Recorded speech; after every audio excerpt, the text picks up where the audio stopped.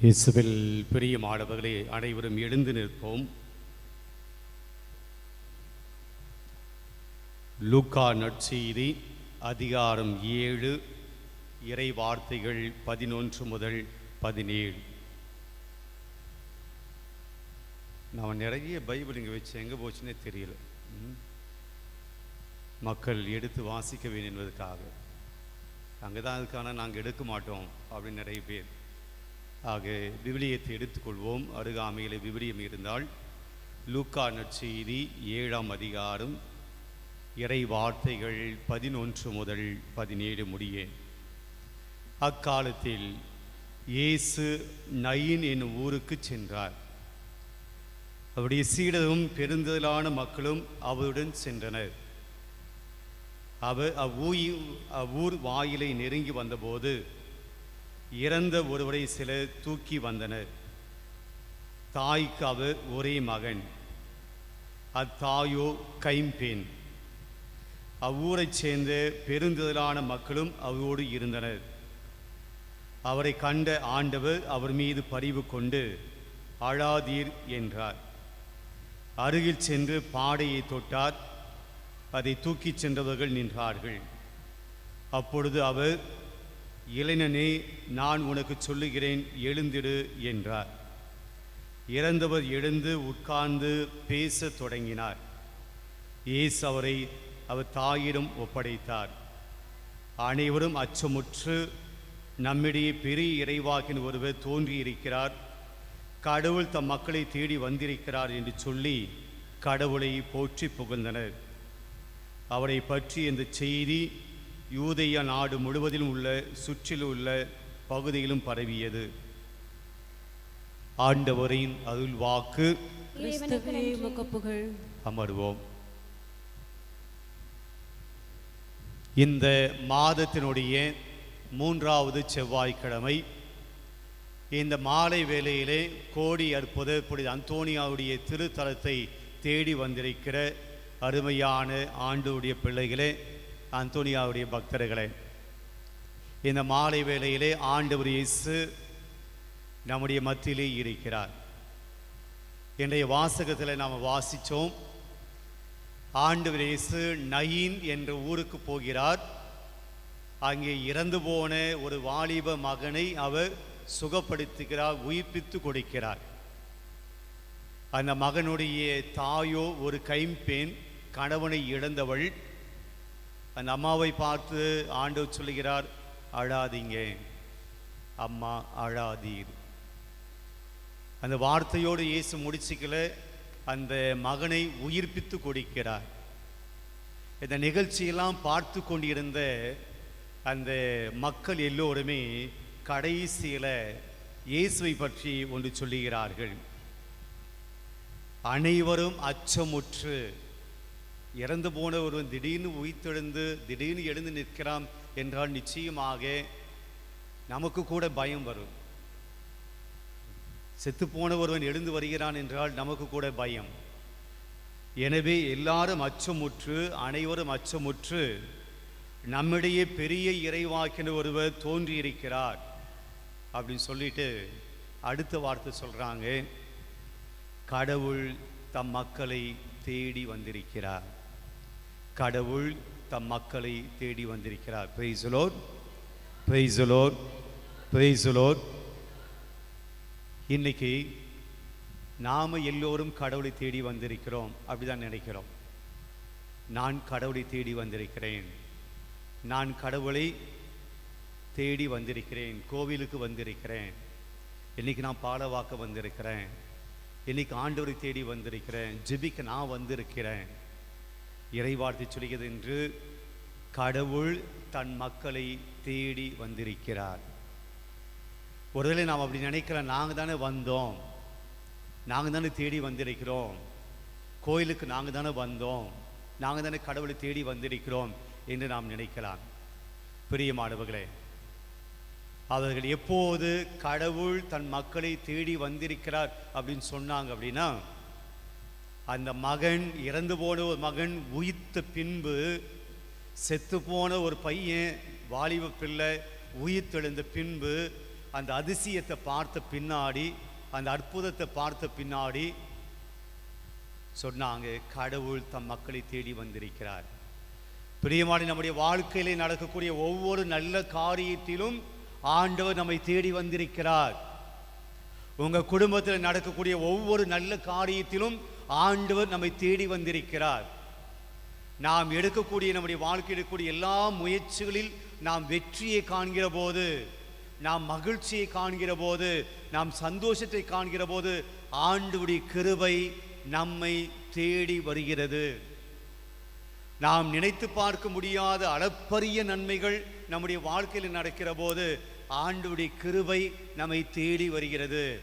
என்றைக்கு ஒருவேளை நாம் ஆண்டவரை தேடி வந்திருக்கலாம், ஆனால் ஒவ்வொரு நாளும் கடவுள் நம்மை தேடி வருகிறார். நாம் என்ன செவ்வாய்க்கிழமை ஆண்டவர் தேடி வருவோம், இல்லைன்னா ஞாயிற்றுக்கிழமை ஆண்டவர் தேடி வருகிறோம், அவ்வளவுதான். ஆனால் ஆண்டவர் நம்மை ஒவ்வொரு நாளும் தேடி வருகிறார். ஆயனில்லா ஆடுகளை போல் அவர் அடைகழிக்கப்பட்டு இருந்ததால் அவர் அவர்கள் மீது பரிவு கொண்டார். ஆயனில்லாத ஆடு, தொலைந்து போன ஆட்டை நல்லாயின் தேடி வருவது போல ஆண்டவர் நம்மை அனுதினமும் தேடுகிறார். சார், நமக்கு தான் இது புரிய மாட்டேங்குது. ஒவ்வொரு நாளும் கடவுள் என்னை தேடி வராரா? ஒவ்வொரு நாளும் கடவுளுடைய கிருபை என்னை தேடி வருகிறதா? ஆண்டவர் என்னை தேடி வரக்கூடிய ஆயனாக இருக்கிறாரா? பிரியமானவர்களே, எப்போதெல்லாம் கடவுள் நம்முடைய வாழ்க்கையில நல்லது செய்து கொண்டிருக்கிறாரோ அப்போது ஆண்டவருடைய கிருபை நம்மை தேடி வருகிறது. இன்றைக்கு கூட ஆண்டவர் நம்மை தேடி வந்திருக்கிறார். ஆண்டவர் நம்மை ஆசீர்வதிக்க வந்திருக்கிறார். எழுந்து நிற்போம். ஆண்டவர் நம்மை தேடி வந்திருக்கிறார், நம்மை ஆசீர்வதிக்க வந்திருக்கிறார், நம்மை அபிஷேகம் செய்ய வந்திருக்கிறார், உங்களுடைய ஜெபங்களை கேட்க வந்திருக்கிறார், உங்களுடைய விண்ணப்பங்களை கேட்க வந்திருக்கிறார். உங்களுடைய குடும்பத்தை, உங்களுடைய குடும்ப பிரச்சனைகளை, உங்களுடைய மனசில் இருக்கக்கூடிய கவலைகளை இந்த தேவன் கேட்க வந்திருக்கிறார். ஆண்டவர்களை சொல்லுவோம், ஆண்டவரே என்னை தேடி வந்திருக்கிறீங்க, என்னை நாடி வந்திருக்கிறீங்க, என்னை ஆசீர்வதிக்க வந்திருக்கிறீங்க, உங்களுடைய ஆசீர்வாதத்தை கொடுக்க வந்திருக்கிற நன்றி இயேசுவே என சொல்லி ஆண்டவர் நம்மை தேடி வந்திருக்கிறார் என்பதை நாம் உணர்கிற விதமாக இந்த பாடலை பாடி ஆண்டவரை நாம் துதிப்போம்.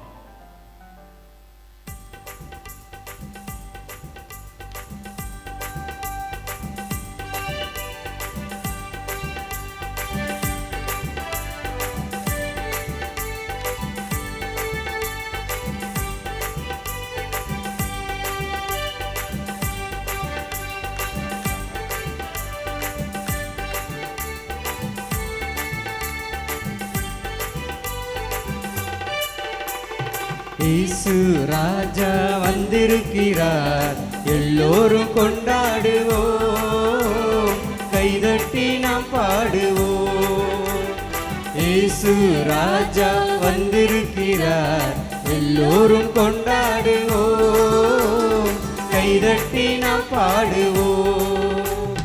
கொண்டாடுவோம், கொண்டாடுவோம், கவலைகள் மறந்து நாம் பாடுவோம். கொண்டாடுவோம், கொண்டாடுவோம், கவலைகள் மறந்து நாம் பாடுவோம். இயேசு ராஜா வந்திருக்கிறார், எல்லோரும் கொண்டாடுவோம், கைதட்டி நாம் பாடுவோம். ஆண்டவர் சொல்லுகிறார், கூப்பிடு நான் பதில் கொடுப்பேன். நீ என்னை எப்போதெல்லாம் கூப்பிடுகிறாயோ, எப்போதெல்லாம் என்னை நோக்கி ஜெபிக்கிறாயோ அப்போது நான் உனக்கு பதில் சொல்லுவேன். பாடுவோம். கூப்பிடு நீ பதில் கொடுப்பார், குறைகள் எல்லாம் நிறைவாக்குவார். கூப்பிடு நீ பதில் கொடுப்பார், குறைகள் எல்லாம் நிறைவாக்குவார். உண்மையாக தேடுவோரின் உள்ளத்தில் வந்திடுவார். உண்மையாக தேடுவோரின் உள்ளத்தில் வந்திடுவார். கொண்டாடுவோம், கொண்டாடுவோம், கவலைகள் மறந்து நாம் பாடுவோம். கொண்டாடுவோம், கொண்டாடுவோம், கவலைகள் மறந்து நாம் பாடுவோம். இயேசு ராஜா வந்திருக்கிறார், எல்லோரும் கொண்டாடுவோம், கைதட்டி நாம் பாடுவோம். என்ற நற்செய்தியில ஆண்டவர் இயேசு நயீன் என்கின்ற பெண்ணினுடைய கண்ணீரை பார்க்கிறார். அந்த பெண் அழுது கொண்டு வருவதை பார்க்கிறார். இயேசு அவர் மீது பரிவு கொண்டார், அவர் மீது இரக்கம் கொண்டார். நம்முடைய கடவுள் நம் மீது பரிவு கொள்கிற கடவுள், நம் மீது இரக்கம் கொள்கிற கடவுள், உங்களுடைய துன்பங்களை பார்த்து மனதுருக்கம் கொள்கிற கடவுள். பாடுவோம். மனதுருக்கம் உடையவரே மன்னிப்பதில் வல்லவர். மனதுருக்கம் உடையவரே மன்னிப்பதில் வல்லவர். உன்னினைவாய் இருக்கின்றார் ஓடிவா என் மகனே. உன்னினைவா இருக்கின்றார் ஓடிவா என் மகளே. கொண்டாடுவோம் கொண்டாடுவோம் கவலைகள் மறந்து நாம் பாடுவோம். கொண்டாடுவோம் கொண்டாடுவோம் கவலைகள் மறந்து நாம் பாடுவோம். இயேசு ராஜா வந்திருக்கிறார், எல்லோரும் கொண்டாடுவோம். கைதட்டி நாம் பாடுவோம். இயேசு அந்த நயின் பெண்ணினுடைய கண்ணீரை பார்த்தார். இந்த நற்செய்தி ஆண்டவர் சொல்லுகிறார், அம்மா அழாதீர், அம்மா அழாதீங்க. இயேசுனுடைய வார்த்தை பாருங்க, அம்மா அழாதீர். ஆண்டவர் இயேசு உங்கள் கண்ணீரை பார்க்கிறார், உங்களுடைய மனவேதனையை பார்க்கிறார், மனதுக்குள்ளே அழுவதை பார்க்கிறார், சந்தோஷம் இல்லாத உன் வாழ்க்கையை பார்க்கிறார், கவலைகளால் நிரம்பிய உன்னுடைய வாழ்க்கையை பார்க்கிறார். என்னைக்கு ஆண்டவர் நம்மிடம் சொல்கிறார், என் மகனே அழாத, என் மகளே அழாத என்று சொல்லுகிறார். ஆண்டவர் தரக்கூடிய ஆறுதலை பெற்றுக் கொள்வோம். கண்ணீரெல்லாம் துடைத்திடுவார், கரம் பிடித்து நடத்திடுவார். கண்ணீரெல்லாம் துடைத்திடுவார், கரம் பிடித்து நடத்திடுவார். எண்ணமெல்லாம் ஏக்கமெல்லாம் இன்று நிறைவேற்றுவார். உன் எண்ணமெல்லாம் ஏக்கமெல்லாம் இன்று நிறைவேற்றுவார். கொண்டாடுவோம் கொண்டாடுவோம் கவலைகள் மறந்து நாம் பாடுவோம். கொண்டாடுவோம் கொண்டாடுவோம் கவலைகள் மறந்து நாம் பாடுவோம். இயேசு ராஜா வந்திருக்கிறார், எல்லோரும் கொண்டாடுவோம். கைதட்டி நாம் பாடுவோம். லலலா லலலா லலலா லலலா லலலா லலலா லலலா லலலா லலலா லலலா லலலா லலலா. பிரியமான ஒரு நிமிடம் முழந்தால் படியிடுவோம்.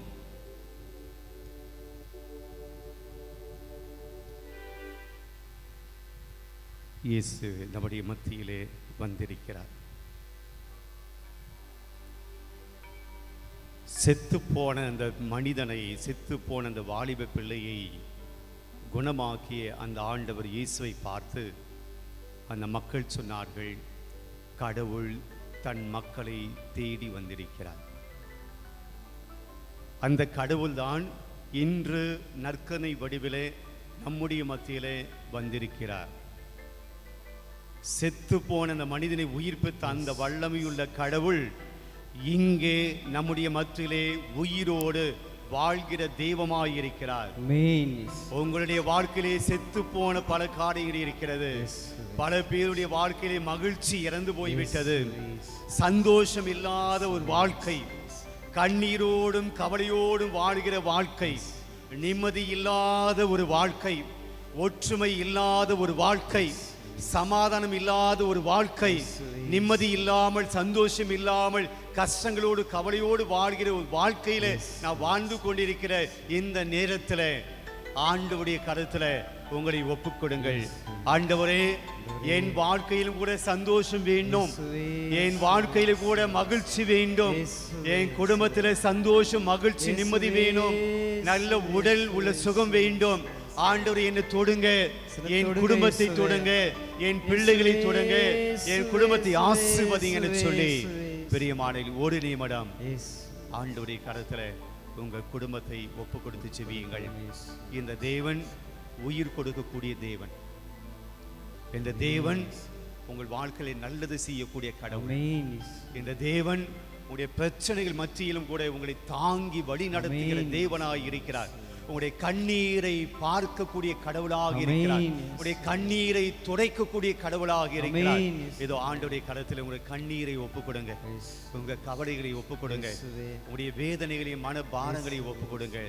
ஜெபிப்போம்.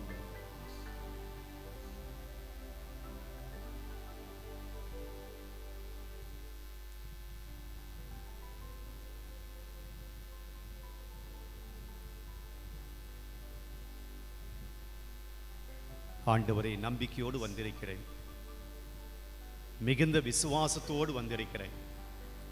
இந்த நாளிலே இந்த அந்தோனியாவுடைய ஆலயத்துக்கு சென்று, இந்த திருத்தலத்துக்கு சென்று இந்த வழிபாடில் பங்கெடுக்கிற போது என்னுடைய பிரச்சனைகள், துன்பங்கள், துயரங்கள், வேதனைகள், கவலைகள், நோய் நோக்காடுகள், ஏமாற்றங்கள் எல்லாம் எனக்கு போய்விடும், வாழ்க்கையிலே மகிழ்ச்சி கிடைக்கும் என்ற நம்பிக்கையோடு வந்திருக்கிறேன்.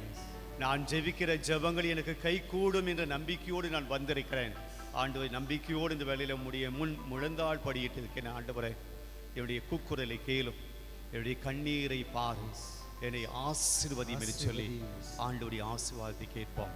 ஆசீர்வதியும் ஆண்டவரே, என் குடும்பத்தை ஆசீர்வதியும், என் பிள்ளைகளை ஆசீர்வதியும் ஆண்டவரே, என் கணவனை ஆசீர்வதியும் ஆண்டவரே, என் மனைவியை ஆசீர்வதியும் ஆண்டவரே, என்னுடைய பணிகளை ஆசீர்வதியும் ஆண்டவரே, நான் செய்யக்கூடிய முயற்சிகளை ஆசீர்வதியும் ஆண்டவரே, நான் எடுக்கக்கூடிய திட்டங்களை ஆசீர்வதியும் ஆண்டவரே, ஆசீர்வதியும் ஆண்டவரே. Praise the Lord, praise the Lord, praise the Lord, praise the Lord, praise the Lord, praise the Lord. அமர்வோம்.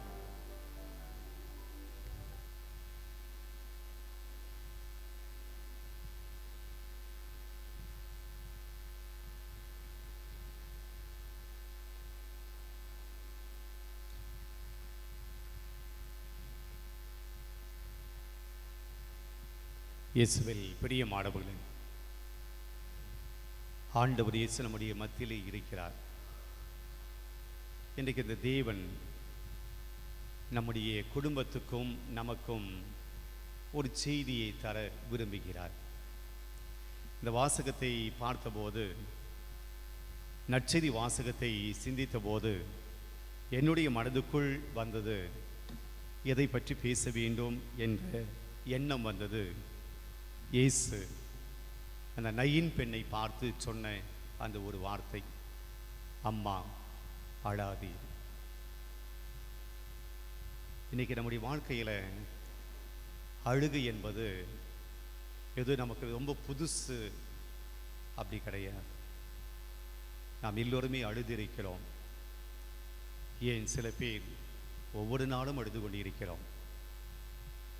அமெரிக்க நாட்டில் இருக்கக்கூடிய ஒரு சைக்காலஜிஸ்ட் அவர் தன்னுடைய கட்டுரையில் இப்படியாக எழுதுகிறார், மனிதர்கள் ஏன் அழுகிறார்கள்? அவர் ஒரு புள்ளி விவரத்தை கொடுக்கிறார். பல்வேறு காரணங்களை கொடுத்துவிட்டு, பெண்கள் ஒரு மாதத்துக்கு குறைந்தபட்சம் 5 முதல் 6 தடவை அழுகிறார்கள். நீங்கள் நினைக்கலாம், அவ்வளவுதானா அப்படின்னு நினைக்கலாம். அமெரிக்க நாட்டு பெண்களுக்கு நம்முடைய பெண்கள் சந்திக்கக்கூடிய பல பிரச்சனைகள் கிடையாது. அதனால் அவர்கள் ஒரு மாதத்துக்கு 5 தடவை தான் அழுகிறார்கள், 5-6 தடவை. ஆண்கள் ஒரு மாதத்துக்கு 1 தடவை, அதிகபட்சமாக 2 தடவை அழுகிறார்கள் என்று அந்த கட்டுரையில் சொல்லுகிறார். அவர்களை விட நமக்கு அழக்கூடிய சூழல் அதிகம்தான். கணவனால் மனைவி, பிள்ளைகளினால் பெற்றோர்கள், பெற்றோர்களால் பிள்ளைகள், வேலை செய்யக்கூடிய இடத்தில் இருக்கக்கூடிய அழுத்தங்கள், பணி இருக்கக்கூடிய இடத்தில் இருக்கக்கூடிய கட்டாயப்படுத்துதல், அல்லது நம்முடைய உலகம் பேசுகிற நம்மை பற்றி பேசக்கூடிய விமர்சனங்கள், நம்முடைய காயப்படுத்தக்கூடிய வார்த்தைகளை கேட்கிற போதெல்லாம் நாம் ஒவ்வொரு நாளும் அழுது கொண்டிருக்கிறோம். ஆனால் நாம் அழுகிற போது எத்தனை பேர் நம்மிடம் வந்து அழாதீங்க அப்படின்னு சொல்லுகிறார்கள் என்றால் மிகவும் குறைவுதான். நம்முடைய அழுகையை ரொம்ப சீரியஸாக எடுத்துக்கொள்ளக்கூடிய மனிதர்கள் நிறைய பேர் கிடையாது. குறைந்தபட்சம் நம்முடைய வீட்டில் இருக்கக்கூடிய உறவினர்கள் தான் நம்முடைய அழுகைக்கு அர்த்தம் கொடுக்கிறார்கள். நம்முடைய அழுகைக்கு அழுகிற போது அவருடைய உறவை வெளிப்படுத்துகிறார்கள். இந்த சமூகம் நாம் அழுதால் கவலைப்பட போவது இல்லை. நாம் அழுவதனால் இந்த சமூகம் ரொம்ப வருத்தப்பட போவதும் இல்லை. அவனுக்கு ஏதோ பிரச்சனை அழுது கொண்டிருக்கிறான் என்று வேடிக்கைத்தான் பார்ப்பார்கள் ஒழிய யாரும் நம்மை பார்த்து இவனுக்கு ஏதோ பிரச்சனை அழுது கொண்டிருக்கிறான், என்ன பிரச்சனை என்று கேட்பதற்கு நம்மை தேடி யாரும் வருவதும் இல்லை. இன்னும் சொல்ல வேண்டும் என்றால் நம்மை அழ வைப்பவர்கள் நிறைய பேர் இருக்கிறார்கள். நம்மை காயப்படுத்தி கண்ணீர் விட வேண்டும் என்று விருப்பப்படுகிறவர்கள் நிறைய பேர் இருக்கிறார்கள். போற போக்கில் ஒரு வார்த்தை, போற போக்கில் நம்மை பற்றி ஒரு கேவலமான அசிங்கமான ஒரு வார்த்தை, நாம் எந்த அளவுக்கு காயப்படுவோம், எந்த அளவுக்கு வேதனைப்படுவோம், அது நமக்கு எந்த அளவுக்கு கண்ணீரை வரவழைக்கும் என்றெல்லாம் அவர்கள் கவலைப்படுவதில்லை. எதை வேணுமானாலும் பேசுவார்கள், எதை வேணாலும் சொல்லுவார்கள். அதை நினைத்து நினைத்து நாம் தான் அழுது கொண்டிருக்கிறோம். அவர்களுக்கு பிரச்சனை இல்லை. ஏன் சில சமயத்தில் நாமும் கூட அப்படியாக நடந்து கொள்கிறோம். நாம் பேச வார்த்தை அடுத்தவனை காயப்படுத்தும், நாம் பேசக்கூடிய வார்த்தை அடுத்தவனை கண்ணீர் வர வைக்கும் என்று நாம் கூட பல சமயத்தில் நினைப்பதில்லை. போகிற போக்கிலே நாம் கூட வார்த்தை பேசிவிட்டு போய்விடுவோம். அவன் கஷ்டப்படுவான், அவள் கஷ்டப்படுவாங்க, அந்த குடும்பம் கஷ்டப்படும், அது வேதனை கொடுக்கும். இல்லை பிரியமானவர்களே, இன்றைக்கு ஒரு ஜீவன், ஒரு மனிதன், ஒரு பாசம் கொண்ட ஒருவர் அந்த நயின் பெண்ணை பார்க்கிறார். அம்மா அழாதீங்க. எவ்வளவு ஆறுதலான வார்த்தை. எனக்கு நிறைய பேர் என்னை ஆறுதல் படுத்த யாராவது இருக்கிறாங்களா?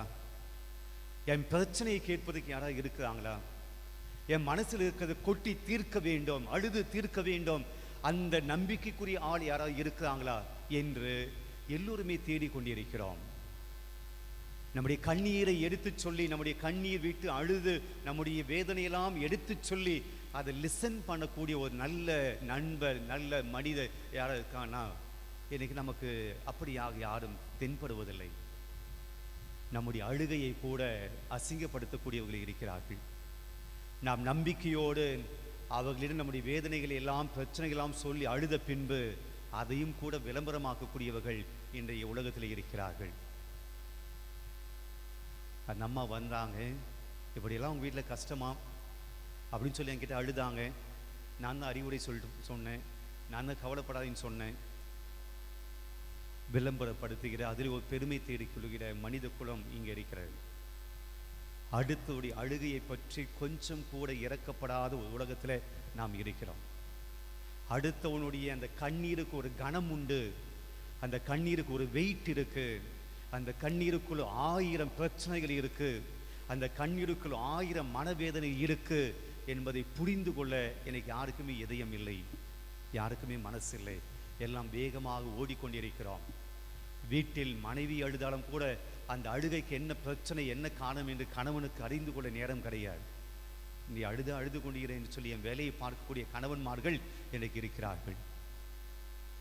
அப்பா அம்மாவனுடைய அழுகையை பற்றி, அப்பா அம்மா அழுவதை பற்றி இன்றைக்கு பிள்ளைகள் கண்டுகொள்ளாத இளம் பிள்ளைகள் எனக்கு இருக்கிறாங்க. இங்கே ஒரு தாய் தன்னுடைய மகனை இழந்து அழுது கொண்டிருக்கிறார். அந்த தாயை பற்றி நாம் யோசிக்கணும். கணவன் மனைவி ஒரே மகன், அப்படியாக நயின் என்கிற ஊரிலே வாழ்ந்த குடும்பம் அது. கணவன் இறந்து போகிறான். ஆனால் விவிலியம் நமக்கு சொல்லலை எப்படி அவன் இறந்தான் என்று நமக்கு சொல்லலை. கணவன் எப்போது இறந்தார் அதையும் சொல்லலை. கணவனை இழந்த ஒரு பெண் யூத சமூகத்தில் இன்றைக்கு கணவனை இழந்த பெண்ணை போல வாழ முடியாது. இன்றைக்கு ஒரு கணவனை இழந்த பெண் வாழ்கிற வாழ்க்கையை விட பல மடங்கு அன்றைய சூழ்நிலையில ஒரு கைம்பெண்ணுக்கு பிரச்சனைகள் இருந்தது. என்ன பிரச்சனை? ஒரு கணவனை இழந்தால் அந்த கைம்பெண் அந்த சமூகத்திலே ஒரு சாபக்கேடாக கருதப்பட்டாள். கடவுள் உன்னை தண்டித்திருக்கிறார், அதனால் தான் உன்னுடைய கணவனை எடுத்துக்கொண்டார், நீ ஏதோ பாவியாக இருக்கிறாய், ஆண்டவருக்கு விருப்பமில்லாத வாழ்க்கையை வாழ்ந்து கொண்டிருக்கிறார் என்று பாவத்தோடு இணைத்தார்கள். கணவன் மரித்தால், கணவன் இழந்து விட்டால், கைம்பெண் ஆகிவிட்டால் அவள் ஒரு பாவியாக நினைத்த சமூகம் அது. அது மட்டுமல்ல, கைம்பெண்களுக்கு சொத்துரிமை கிடையாது. உங்களுடைய கணவன் சேர்த்து வைத்திருக்கிற சொத்து கூட உன்னிடமிருந்து எடுக்கப்படும், கைம்பெண்களிலிருந்து எடுக்கப்படும். ஆண்டவர் இயேசு விவிலியத்தில் லூக்கா நற்செய்தியிலே நாம் பார்க்கிறோம். பரிசேயர்கள் சதுசேயர்கள் மறைநூல் அறிஞர்களை பற்றி பேசுகிற போது அவர்கள் கைம்பெண்களுடைய உடைமைகளை, வீடுகளை பிடுங்கிக் கொள்கிறார்கள். இயேசு அந்த காலத்தில் பரிசேயர்கள் மறைநூல் அறிஞர்கள் கைம்பெண்களுடைய வீடுகளை பிடுங்கிக் கொள்கிறார்கள் என்று இயேசு சொல்லுகிறார். பழைய ஏற்பாட்டில் பார்க்கிறோம், நிலத்தில் நீ விளைச்சலை எடுக்கிறாயா, அறுவடை செய்கிறாயா, அறுவடை செய்த பின்னாடி நீ வைத்திருக்கக்கூடிய உன்னுடைய அந்த அறுவடை செய்த பின்பு மிஞ்சி இருக்கக்கூடிய அந்த விதைகள், அல்லது எடுத்துக்காட்ட நெல்லுன்னு வச்சுப்போம், அந்த நெல் கொஞ்சம் நீ வயலில் விட்டுட்டு மறந்துட்டு வீட்டுக்கு வந்துட்ட, எல்லாத்தையும் எடுத்து வீட்டுக்கு வந்துட்டு, ஆனால் ஒரு சின்ன ஒரு பை மட்டும் நெல் அதில் அங்கேயே வச்சுட்டு மறந்து வீட்டுக்கு வந்துட்ட அப்படின்னா, நீ அந்த வயலுக்கு போயிட்டு திருப்பி அந்த நெல் மூட்டையை அல்ல நெல் பையை நீ எடுக்கக்கூடாது, அது விதவைகளுக்காக இருக்கட்டும் என்று வேதம் சொல்லுகிறது. அப்படின்னு என்ன அர்த்தம்? நீ விட்டுட்டு போறது தான் அந்த விதவை பெண்கள் எடுத்து சாப்பிடணும். நீ விட்டுட்டு போற அரிசியை அல்லது நீ விட்டுட்டு போற தானியங்களை எடுத்து சாப்பிடக்கூடிய நிலைமை தான் கைம்பெண்களுக்கு இருந்தது. அடுத்தவுடைய உதவியை எதிர்பார்த்து வாழக்கூடிய வாழ்க்கை கைம்பெண்களுக்கு. ஆண்டவர் சொல்றாரு, எல்லாரும் வந்து உண்டியில காசு போட்டாங்க, அவர்கள் மிகுதியான உடைமைகளிலிருந்து காசு போட்டாங்க. ஆனால் கைம்பெண்ணை பற்றி சொல்கிறார், அவள் போட்ட காணிக்கை 2 செப்பு காசு. செப்பு காசுக்கு வேல்யூ கிடையாது. தாளந்து தெனாரியும் அப்படின்னா விவரித்தில் நாம் காசினுடைய மதிப்பை பற்றி பேசுகிறோம், செப்பு காசை பற்றி பேசுறது கிடையாது. ஆனால் அந்த விதவை போட்ட காசு செப்பு காசு தான். அவங்க வார்த்தை வருகிறது, தனக்கு உள்ளதெல்லாம் உள்ளதிலிருந்து அனைத்திலிருந்தும் அந்த செப்பு காசு போடுகிறார். அப்படின்னு என்ன அர்த்தம்? செப்பு காசு தான் அவளுக்கு இருந்ததே மொத்தம். உள்ளது அனைத்தும் செப்பு காசு தான், வேற ஒன்றும் கிடையாது. அப்படிப்பட்ட அந்த கைம்பெண் தன்னுடைய கணவனை இழந்த பின்பு தனக்கென ஒரே ஒரு மகன் இருக்கிறான், என்னை பார்த்துப்பான், என்னுடைய எதிர்கால வாழ்க்கையில் என் மகன் எனக்கு துணையாக இருப்பான், அவன் தான் என்னுடைய உயிர், அவன் தான் என் பலம், அவன் தான் என்னுடைய சக்தி, அவன் தான் என்னுடைய பாதுகாப்பு, என் பையன் இருக்கிறதுனால எனக்கு எந்த பிரச்சனையும் இருக்காது என்று நம்பிக்கையோடு இருந்த அந்த கைம்பெண்ணுக்கு இப்போ மிகப்பெரிய ஒரு இடி விடுகிறது. அந்த வாலிப பையன் இறந்து போகிறான். இறந்து போன அந்த வாலிப பையனைத்தான் பாடையில வைத்து தூக்கி செல்கிறார்கள்.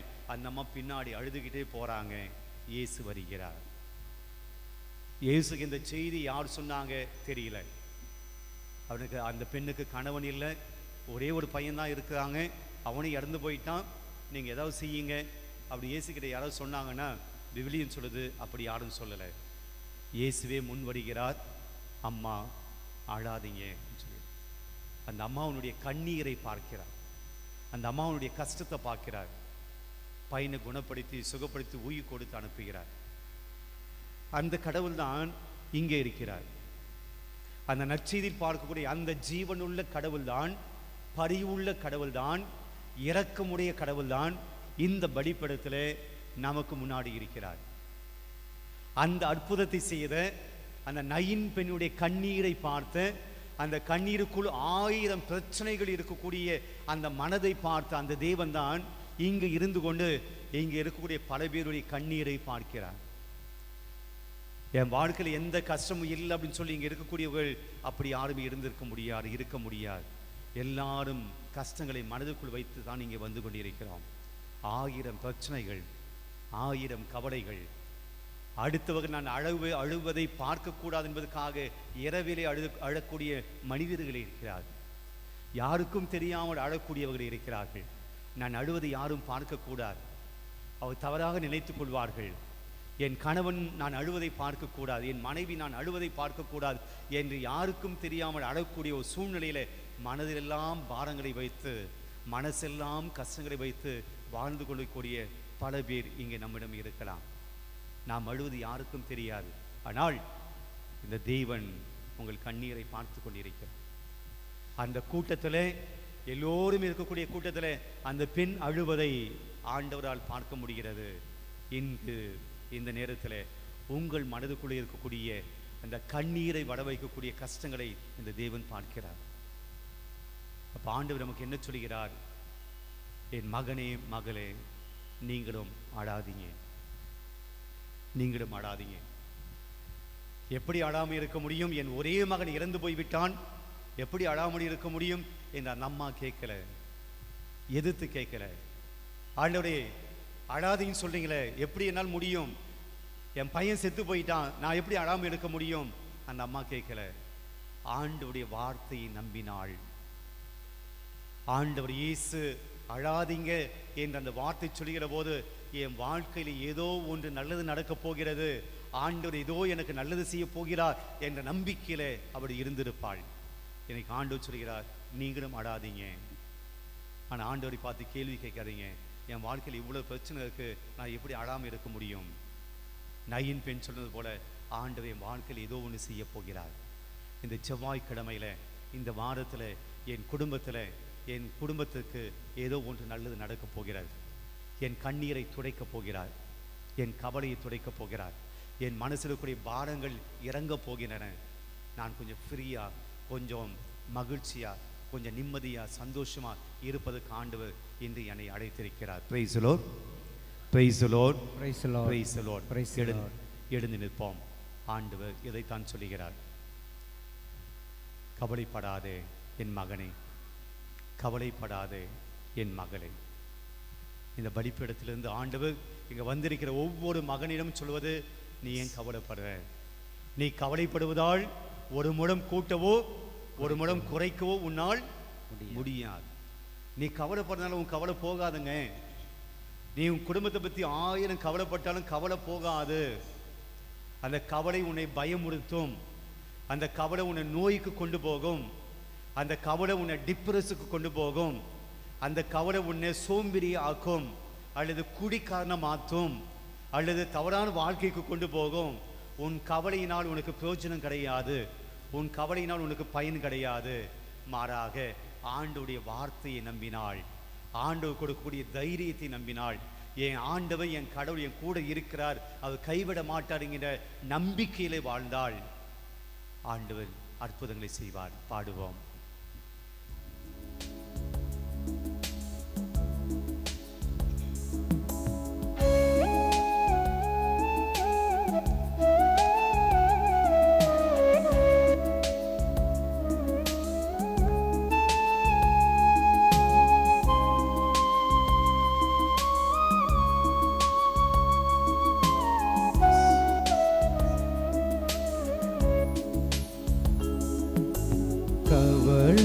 கவலைப்படாதே மகனே, கவலைப்படாதே,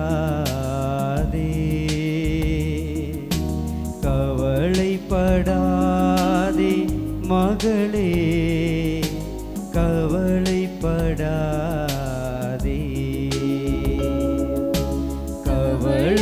கவலைப்படாதே மகனே, கவலைப்படாதே,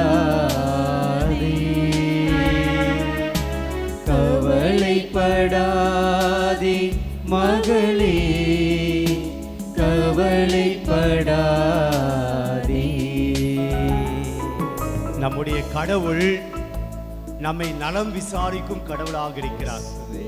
நாம் நன்றாக இருக்க வேண்டும் என்று ஆசைப்படுகிற கடவுளாக இருக்கிறார்.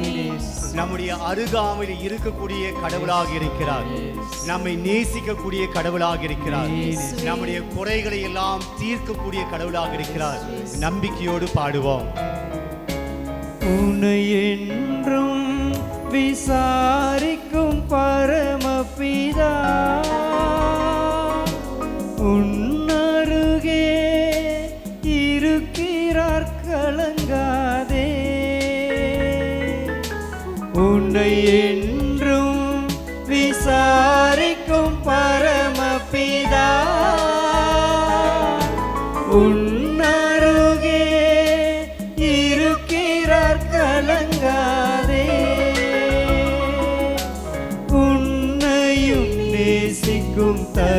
தகப்பனவர் உன் குறையெல்லாம் நீக்கிடுவார்.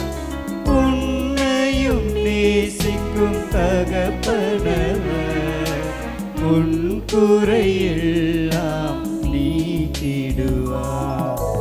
கவலைப்படாதே மகனே, கவலைப்படாதே, கவலைப்படாதே மகளே, கவலைப்படாதே.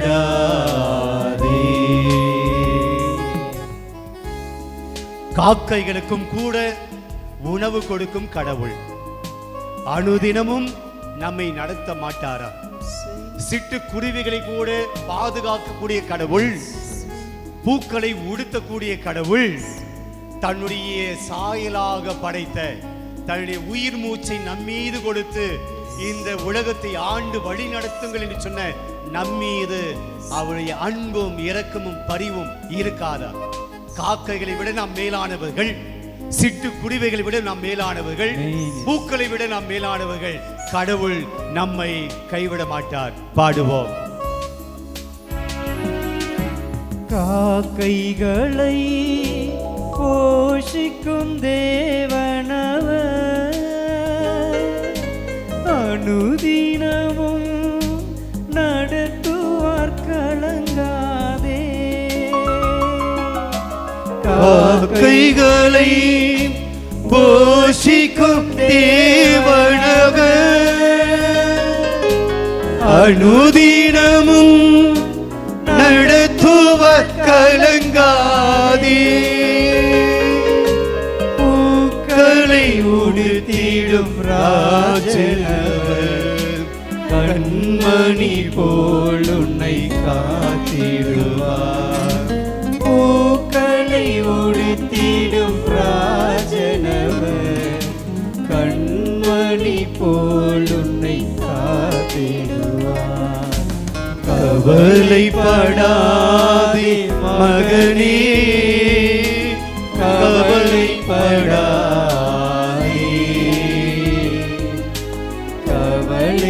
கவலைப்படாதே மகளே, கவலைப்படாதே. நம்முடைய துக்கத்தை புரிந்து கொள்கிற கடவுள், உங்களுடைய வாழ்க்கையிலே நீங்கள் படுகிற வேதனைகளை ஆண்டவர் புரிந்து கொள்கிறார்.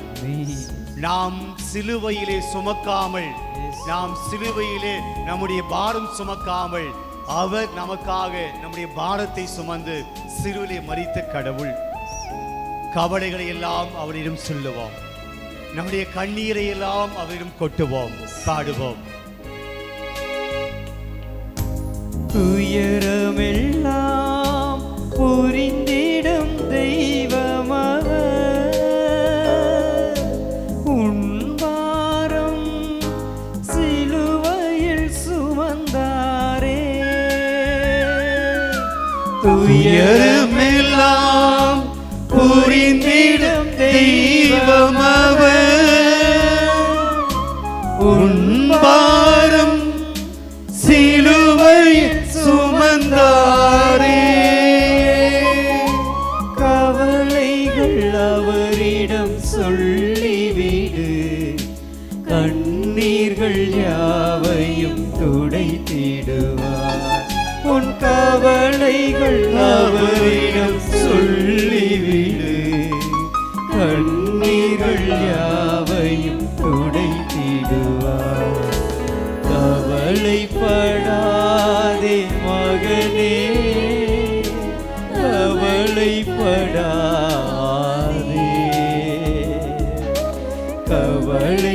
கவலைப்படாதே மகளே, கவலைப்படாதே.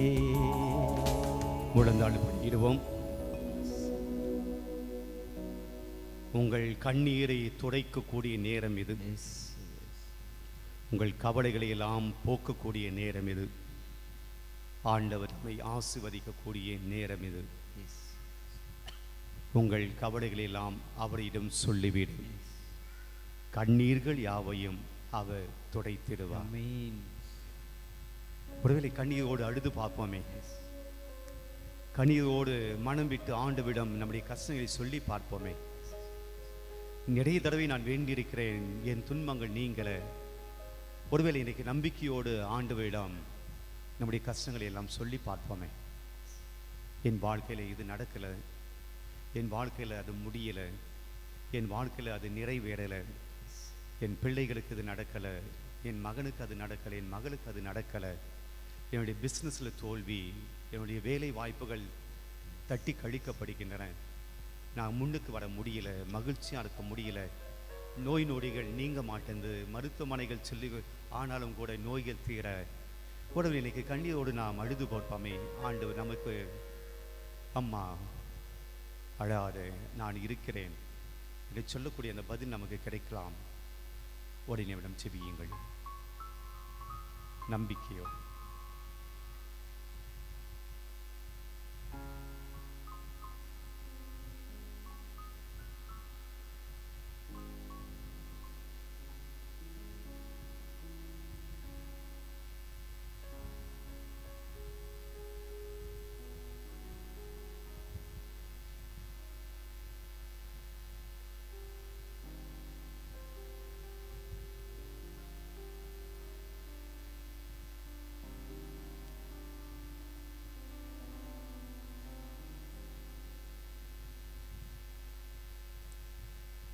அம்மா, உன் கண்ணீர் நீக்கப்படுகிறது, இனி அழ வேண்டாம், நம்பிக்கையோடு செல். இனி அந்த நைன் பெண்ணுக்கு புது வாழ்க்கை தந்த தேவன் என்று இந்த செவ்வாய்க்கிழமை அந்தோனியாவுடைய இந்த திருத்தலத்தில் ஆண்டவரை தேடி வந்திருக்கிற இந்த நற்கனை ஆண்டவருக்கு முன்னாடி முழந்தாள் படியிட்டு ஜெபித்து கொண்டிருக்கிற உங்கள் கண்ணீரையும் ஆண்டவர் போக்குகிற விதமாய், மகனே மகளே, உன் கண்ணீரும் போய்விடும், உன் கவலைகளும் நீங்கிவிடும், புது வாழ்க்கையை நீ பெற்றுக்கொள்வாய். புது வாழ்க்கையில புது வாழ்க்கை உன்னுடைய வாழ்க்கையில வந்து சேரும், புதியவை உனக்கு கிடைக்கும். நம்பிக்கையோடு செல் என்று ஆண்டவர் நமக்கு சொல்லுகிறார். அந்த ஆசீர்வாதத்தை பெற்று நாம் செல்வோம், மாண்புய கீதம் பாடுவோம்.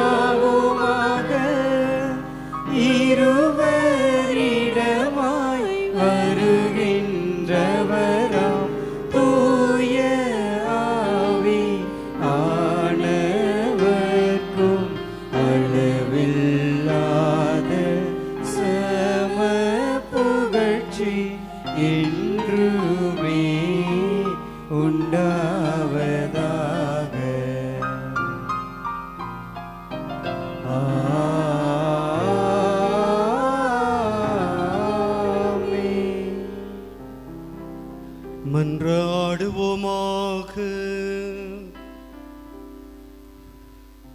இறைவா, இந்த வியப்புக்குரிய அருளடையாளத்திலே உம்முடைய பாடுகளின் நினைவை எங்களுக்கு விட்டு சென்றீரே. திருவுட திரு ரத்தமாகியவற்றின் தூய மறைப்பொருளை வணங்கும் நாங்கள் உமது மீட்பின் பயனை இடைவிடாமல் துய்த்துணர்ந்து மகிழ அருள்வீராக. உம்மோடு தூயாவியாரின் ஒன்றிப்பின் இறைவனாய் என்றென்றும் வாழ்ந்து ஆட்சி செய்கின்ற அவர் வழியாக உம்மை மன்றாடுகின்றோம்.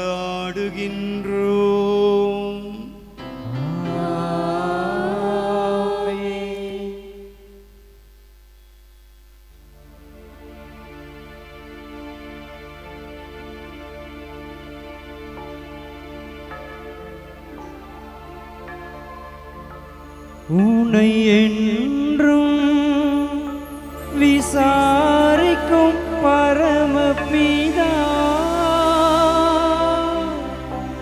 உன்னருகே இருக்கிறார், கலங்காதே.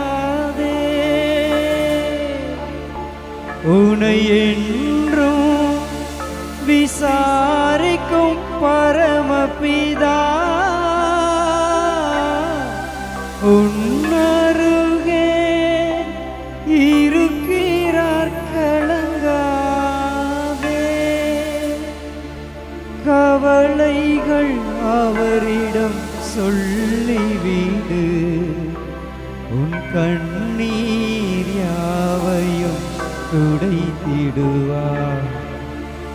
உன் கவலைகள் அவரிடம் சொல்லிவிடு, கண்ணீர்கள் யாவையும் துடைத்திடுவார்.